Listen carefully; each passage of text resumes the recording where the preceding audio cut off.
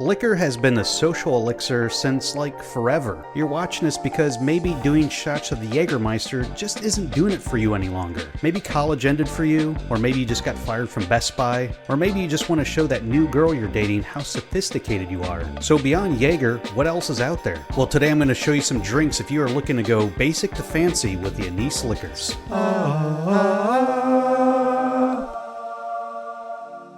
But before I jump in, and if you're feeling fancy, be sure to subscribe to Come to Cheesus. Cheesus will bless you for this, and let me know in the comments below what other drinks I should be trying. Okay, I need anise, please.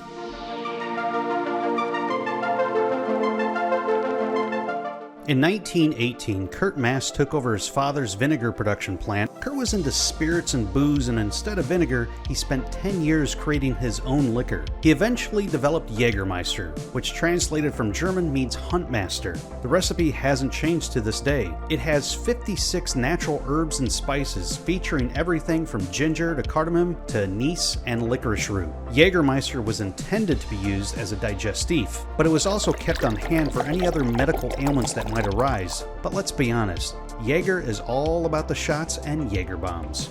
Who is Jägermeister for? College kids, strip club doormen, truckers driving through the night. First of all, we're going to drink Jägermeister. That is where we're starting. This is probably more in your age demographic. You're a young lad. You probably have just graduated college recently. You have like the look of like life hasn't defeated me yet. Very good. So tell me a little bit about your experience with Jägermeister.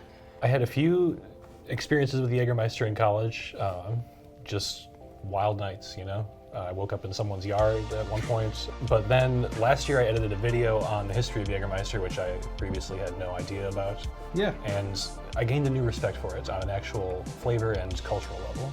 I think we're going to get into a lot of it with these liquors, is that a lot of them were originally intended for medicinal.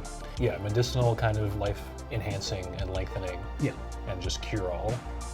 Oh boy, this brings back foggy memories. So, first of all, what do you get when you smell Jägermeister? It's almost pepperminty. It's just very, like, kind of opens up the sinuses, but kind of a licorice too, for sure. It has that definitely like almost like medicinal, like Robitussin kind of smell to it. Very like thick and syrupy. I'm always kind of struck by that when I pour it out too. Yeah, I don't know if people sip it. I have sipped it since I cut the video, but I think for the most part people tend to shoot it. And that's what I appreciate about you. You're a method editor. I try to do a video about it, Jaeger, and then you start drinking Jaeger. Oh. See, I still think it tastes kind of nice. You know, especially cold, which is the appropriate serving temperature. Initially, when it went down, I was like, "Oh, this isn't bad," but there's some kind of after effect just taking over right now. And that's where you're just like, oh boy, that is a... Yeah, the taste lingers for sure. I think probably because it's so thick, it literally just stays.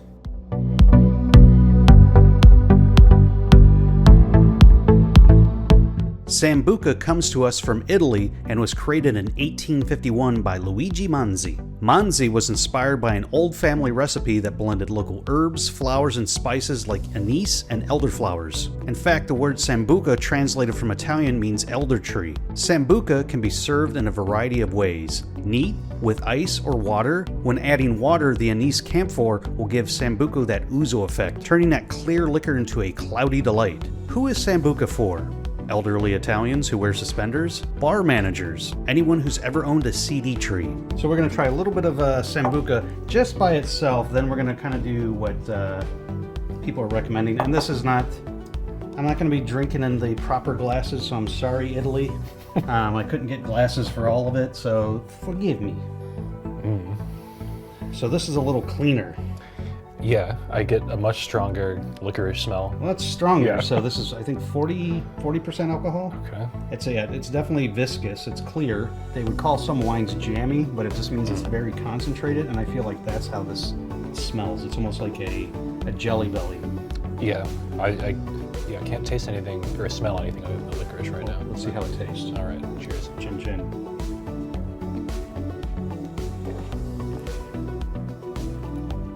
It's actually not bad. Yeah. By itself. Yeah. I'd say the taste really corresponds with the smell. The The most prominent thing I'm getting is the licorice, but Yeah. it's nice. Yeah, not as stringently alcoholic as I was expecting. Yeah, more good and plenty. The Yeah. taste. You can drink it straight. A lot of people use it as an aperitif or a digestif, but a lot of times they'll cut it with either water, cold water, or ice. With Sambuca, you're going to see the same effect with a couple of these liquors, is that it does like the Ouzo effect, where you get that cloudiness when you put the cold water in, and that's Separation. that's from the anise in that. Interesting. Cheers. Cheers.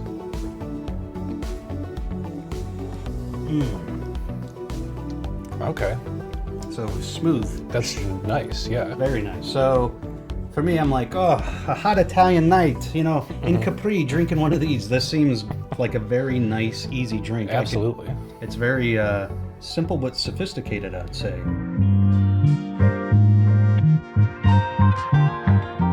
Ouzo comes to us from Greece. While the popular belief is that it was created somewhere around the 1890s, but there are theories that it has been around for centuries. The name itself is also a mystery, although it is believed that Ouzo takes its name from the Turkish word for grape, which is üzüm. Ouzo starts out as a natural spirit, but then it is poured into copper stills and flavoring is added. You'll get that anise, but there's also fennel, cardamom, cloves, and cinnamon. Who is Ouzo for? Greeks? Tourists in Greece, and anyone who's watched the movie Mamma Mia. So we're going to Greece. So Greece, Ouzo, this is synonymous, and if you've never had Ouzo, we're on a theme here. This is very anise. We don't necessarily have to drink all of this, because we're going to do the same thing as we're going to mix it with a little bit of water. Okay. But let's see what we get with a little bit of Ouzo. Oh, wait a minute, this is water. Oh, shit. No, this is actually... That's not water. No, this is definitely not water. This is water. You're an alcoholic. Yeah, sorry, this is how you're finding out. But I just stuck my nose in there and I got the little alcohol licorice, punch. but yeah. Smells stronger. Yeah, the alcohol is more prominent than it was in Sambuca. Absolutely.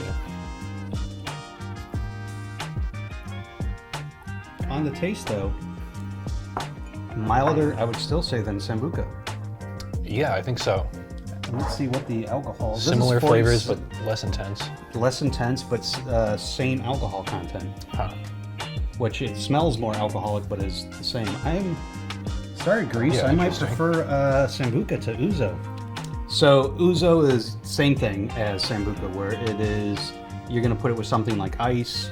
Obviously they'll do shots with it, but a lot of times they'll put it with a little water, and this is the famous cloudy effect again. So you can see same thing.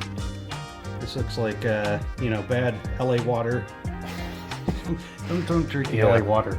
Or like after you like put water in a bowl of cereal milk, Oh yeah. Hey kids, milky. Man. Maybe I'm Interesting. Maybe I've had too much alcohol already, but I can really not taste the alcohol in this. Yeah, I would agree. It's just like kind of similar to the Sambuca. It's just like a little mild flavor of the herbs, the liquors. Yeah. But, very smooth. If I would have known this, I would have done that in reverse, because this has more intense flavor than Ouzo, which I would think would be the opposite. Based on smell, that's absolutely what I expected.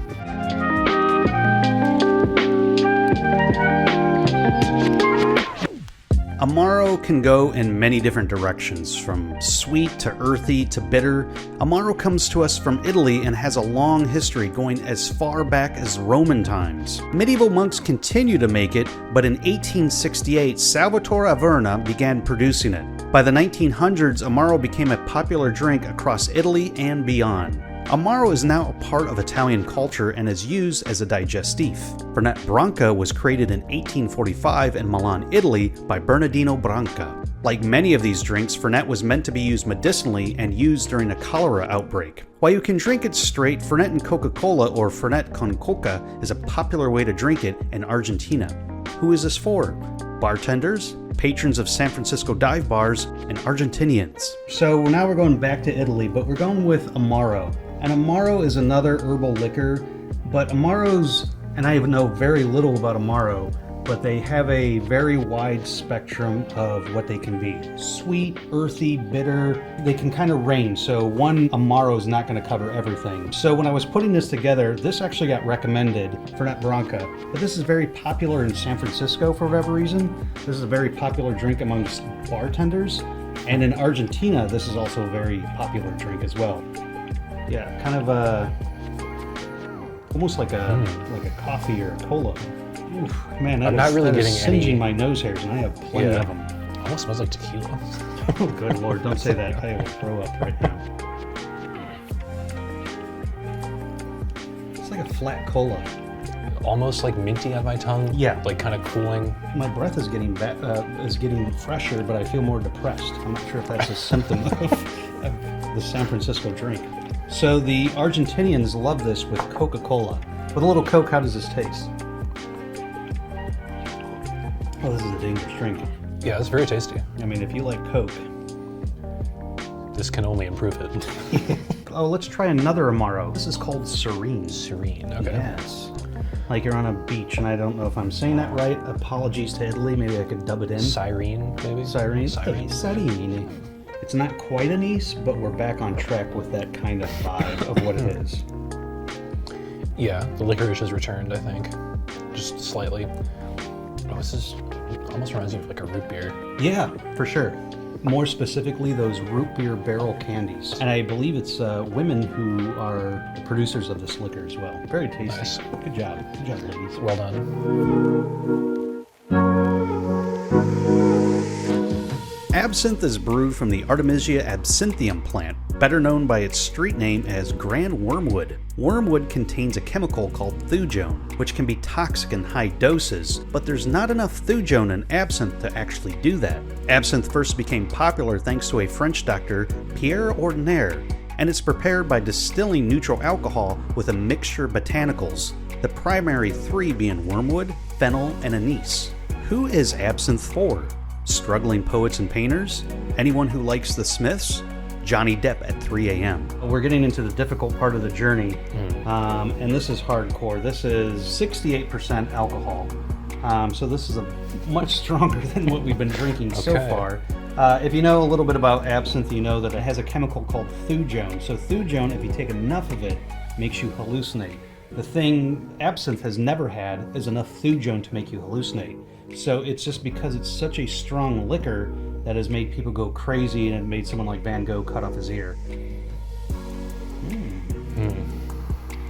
This actually comes off very, very much like Ouzo on the nose. Yeah, the licorice flavor is definitely in there. To be honest, I get a little banana peel in there. Banana peel, okay. Yeah, I can smell that a little bit. So a little lemony almost. Yeah, and this feels like it has a little more texture than the rest. Let's try a little bit. Strong. Very strong. Clean, strong. Yeah, like flavor-wise, it's like a more intense version of Ouzo, I think. Yeah, this is not messing around. There's alcohol punching you. Yes, much more alcohol, much less like candy flavor. There's something that reminds me of Dolph Lundgren in this. Like, it's very clean. Like, it's like Rocky IV. Like, I don't know. It's like, holy crap. Like, there's something pure about it. It's going to break the machine. Now it's coming out. Yeah. My sinuses. Wow, clearing. My whole head is just kind of being cleared out. We're going to serve it the way kind of that the French recommend serving it. And that's with a sugar cube. And the sugar cube and water is going to be the same thing that we've seen before, which is it's going to make it cloudy, but it's really going to take the bite off of this. Wow. So much more palatable. Here's something I want to admit in my life. I like absinthe more than I thought I ever would, because I started drinking them this way. And it takes the edge off of it, and it's a very nice, pleasant drink. I don't really taste the alcohol in this, but I did taste it as the shot. Oh yeah, straight, absolutely. It wasn't a shot. But not so much here. The difference between a shot and what we're doing is like, we just drink it, we enjoy it. I'm letting it sit on my tongue and trying to think of things to say about it. That's different. I'm trying to do this. I'm not an alcoholic. Okay. Yeah, that's a very good drink. Very good. And I'm actually getting low on my absinthe. Although I'm disappointed I'm not hallucinating. And that I have to say.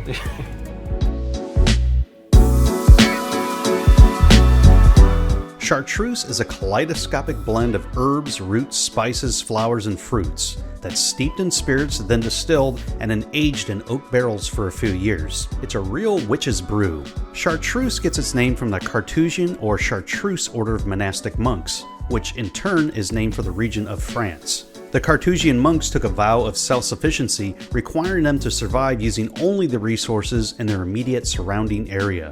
Who is Chartreuse for? People who live off the grid? Homeschooled bartenders? Hodor. So, Chartreuse it. Oh, there you're gonna do it. Yeah. Chartreuse, yes. So, Chartreuse, as we know, as you know, because you edited this video. I did edit the video. 130 different herbs, spices, fruits, barks, car keys, grasses, roots, yeah. Anything you can imagine, I think, that grows in the French countryside. We're going to start off with the yellow Chartreuse first, which is a little less alcohol, but still has a ton of alcohol in it. This is 43%, so a little bit stronger than the Ouzos and the Sambucas of the world. Ooh. So now, kind of staying on the Anise spectrum, this is where Fernet grows up in a way. This is where you take everything that we've been drinking and you put it into one drink, and this to me seems like it. It really smells like a cleaning agent, I gotta be honest. Yeah, a little bit. Like, I mean, it's strong that you could probably clean your walls with this. But yeah. More citrusy on the taste than I expected. Kind of lemony or like orange peel almost. I would say I probably get a little more cinnamon and a little more peppermint initially. It tastes better than it smells, for sure. Really? I think so. I see what you're saying. Like, it doesn't show up as much on the nose as it does on the throat. So we got green Chartreuse. So this is a little bit stronger. This is 55%. So the strongest by far, well, not by far, by 10%, has been Absinthe, but this is the second strongest at 55%. It's actually going to have a lot more flavor, I believe, than yellow Chartreuse. The yellow Chartreuse is a little more sugary to me, and this is a little more herbally to me. Oof, stronger for sure. What are you getting? Yeah, stronger. Less like a cleaning agent. And this is, again, you get the black licorice, but this is more like grainy herbal. Yeah, herbal is definitely the word. It reinforces why I like drinking this, because this is by itself is delicious. And if we want, we can put a little water with it, but I'm like, I don't need it for this. Yeah. I think with Absinthe, you absolutely need it, and it makes it a far better drink. This, I'm like, it's fine on its own. I could just consume this by itself. Yeah. Absinthe, that first sip was, purely for research purposes. Yeah, that's like, wait a minute, I'm drinking gasoline. What drink made the best impact on you? The best impact? Probably this Amaro right here, I think, tasted the best. Okay. This Siren. I also really liked the Sambuca. That was a nice flavor. I could sip that.